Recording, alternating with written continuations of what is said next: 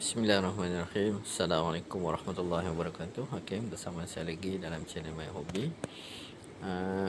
Untuk menjawab persoalan berkenaan dengan cara entry dan cara close, saya tunjuk di sini di M1 di M5 ataupun M1, dia tengok M1.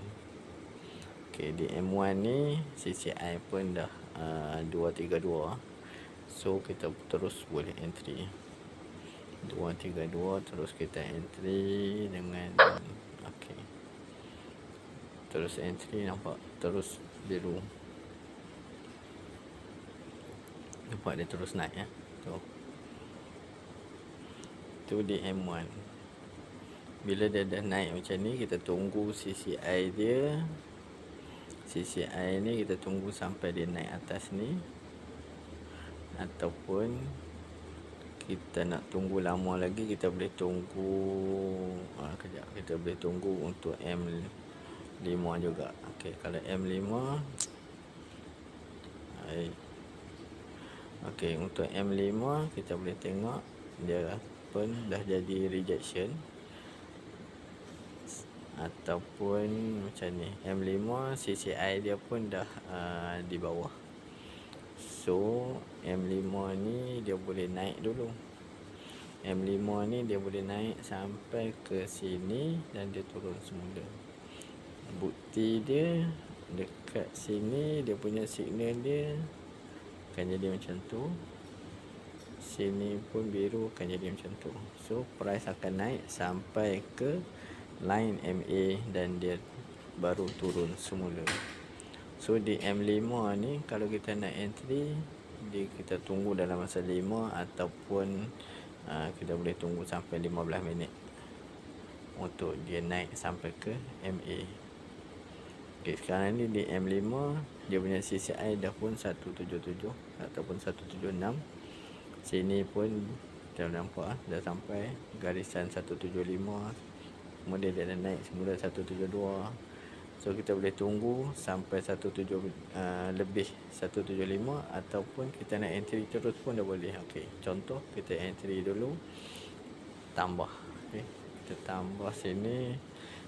Oh, tak sempat, dah naik semula. Tapi bolehlah, walaupun dia dah naik. Untuk M1 tadi, M1 ni dia masih lagi dalam posisi dia baru nak naik. So kita boleh entry, nak tambah lagi. Okey, kita tambah lagi satu layer. Ni sebab market tengah laju. Okey, kita tambah satu layer lagi. Okey, maknanya entry yang pertama tadi dah profit 10. So yang entry kedua tengah tunggu. Okey, sekejap kita tunggu dia naik. Untuk close, kalau macam yang entry pertama ni, entry pertama tadi ni, kita nak close pun dah boleh untuk M1. Maksudnya dalam masa berapa minit ni kita dah boleh dapat 9-10 dolar ni, kalau kita nak close untuk M1. Okey, contoh kita tengok di candle dia. Okey, satu ataupun dua candle ni.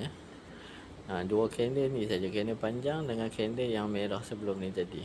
Okey, bila kita entry dua candle, maksudnya 2 minit saja kita dah dapat 10 dolar untuk entry yang pertama tadi. So untuk entry yang kedua ni pula baru satu candle.